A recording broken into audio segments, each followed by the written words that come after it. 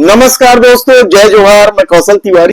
जब देश के प्रधानमंत्री नरेंद्र मोदी ने ही कह दिया है कि पकोड़ा तलना बड़ा रोजगार है और उससे आगे जाकर अब बिहार चुनाव में उन्होंने रील बनाने को भी रोजगार से जोड़ दिया है, तब इस सरकार से क्या नौकरी की उम्मीद की जानी चाहिए?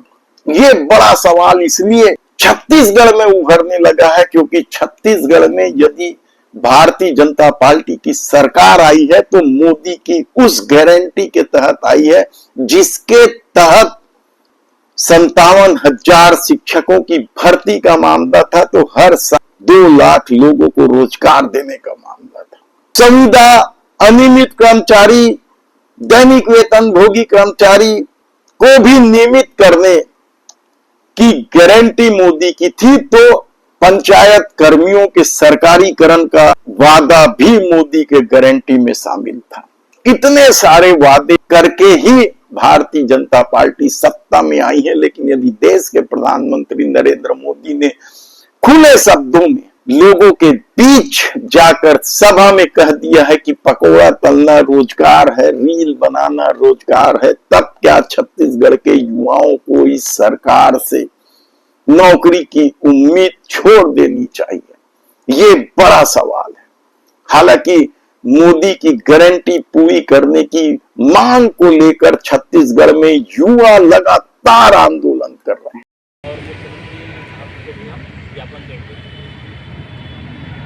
हम जो है पिछले कई सालों से इसके लिए संघर्ष कर रहे हैं और लगातार जो है हम ज्ञापन दे रहे हैं, याचना कर रहे हैं, प्रार्थना कर रहे हैं और आगे भी अगर हमारी मांग पूरी नहीं होती तो हमारा संघ जो है वो आगे कदम उठाएगा और हम याद कीजिए आपकी सत्ता बदलने के बाद किस तरीके से युवाओं में आक्रोश था, युवाओं के परिजनों में आक्रोश था।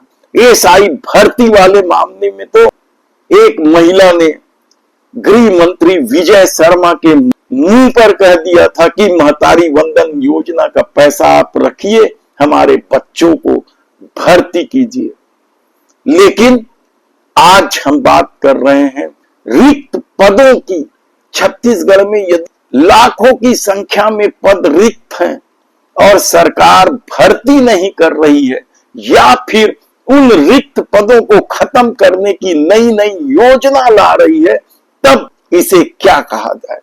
ये बड़ा सवाल अब इसलिए उभरने लगा है क्योंकि छत्तीसगढ़ की सरकार के मुखिया विष्णुदेव साय ने कहा था कि 5,000 शिक्षकों की भर्ती शुरू करेंगे, लेकिन जब वैकेंसी निकाली जा रही है या प्रक्रिया शुरू की जा रही है तो उसमें भी कटौती कर दी गई।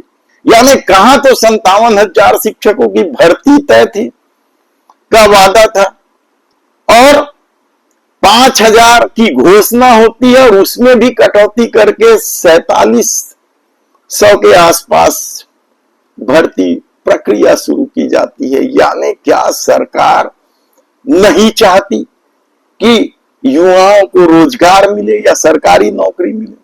हमने कई किस्तों में आपको बताया कि किस तरीके से सरकार सरकारी नौकरी देने से पीछे हट रही है, खेल खेल रही है। कॉलेजों में अतिथि शिक्षकों की बात एक अलग कहानी है, उस पर हम आगे विस्तार से चर्चा करेंगे। लेकिन यदि स्कूलों में शिक्षकों की भर्ती करने की बजाय 10,000 स्कूल ही बंद कर दिया जाए, अतिथि शिक्षकों की भर्ती की जाए, डीएमएफ फंड के नियम कानून बदल दिए जाएं ताकि सरकारी नौकरी, परमानेंट नौकरी न देना पड़े और अतिथि शिक्षकों से काम चलाया जाए, तब छत्तीसगढ़ में वास्तव में स्कूलों में कितनी भर्तियां खाली हैं।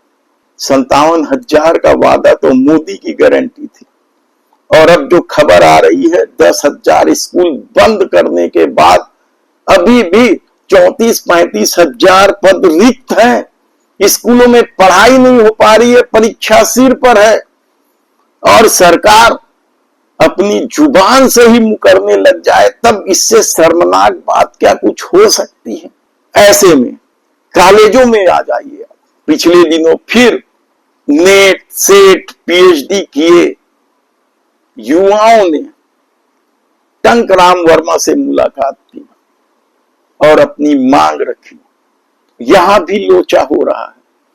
2169 पद खाली हैं, भर्ती शुरू की जा रही है 600-650। इसे लेकर युवाओं में इसलिए नाराजगी है क्योंकि 6 साल से भर्ती प्रक्रिया ही शुरू नहीं हुई है। बहुत सारे लोगों की उम्र बीतती जा रही और सरकार अपना खेल खेल रही है अतिथि शिक्षकों के माध्यम से। कॉलेजों में पढ़ाई तो प्रभावित हो ही रहा है, शोध कार्य भी ठप पड़ गए हैं और सरकार 2169 के मुकाबले यदि 600-650 पद में ही भर्ती की बात कर रही है, तब आप समझिए कि सत्ता किस तरीके से खेल खेल रही है। और ऐसा नहीं है कि यह खेल केवल छत्तीसगढ़ के नौनिहालों के साथ हो रहा है, यहाँ के पढ़ने वाले बच्चों के साथ हो रहा है। यह खेल तो दूसरे विभागों में भी लाखों की संख्या में पद रिक्त हैं। आप कहीं भी देख लीजिए, नगर निगमों में तो संविदा से काम चलाया जा रहा है, तो वन विभाग में अनियमित कर्मचारियों का वे लगातार आंदोलन कर रहे हैं।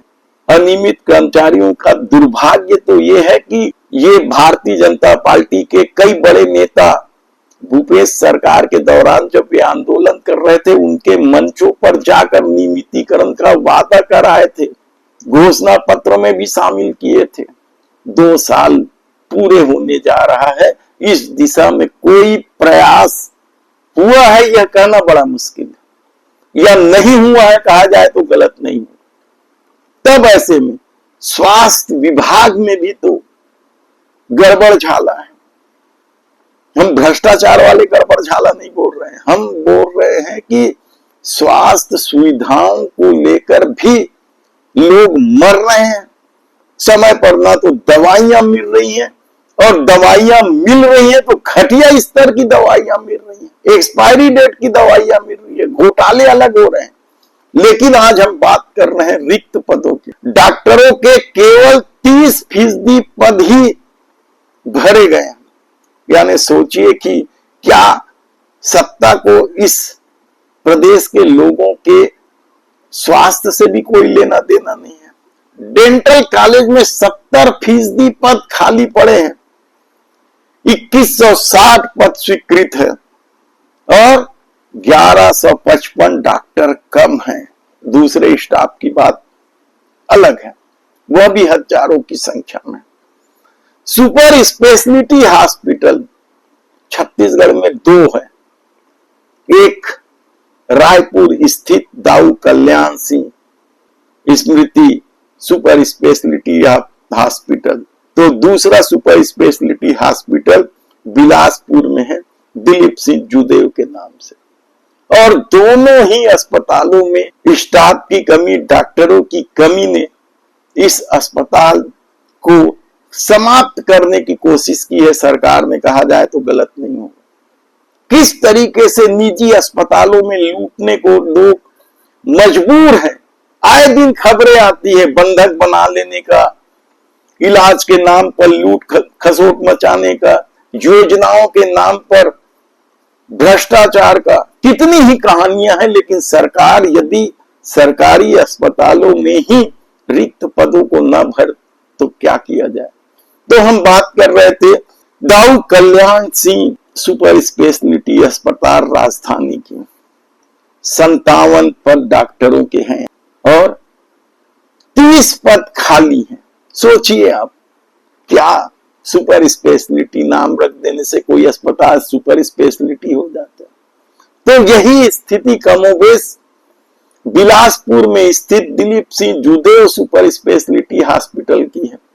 यहां भी 78 पदों में से, यानी स्वीकृत 78 पदों में से 70 पद खाली हैं। गजब सरकार और उसकी गजब स्वास्थ्य व्यवस्था है।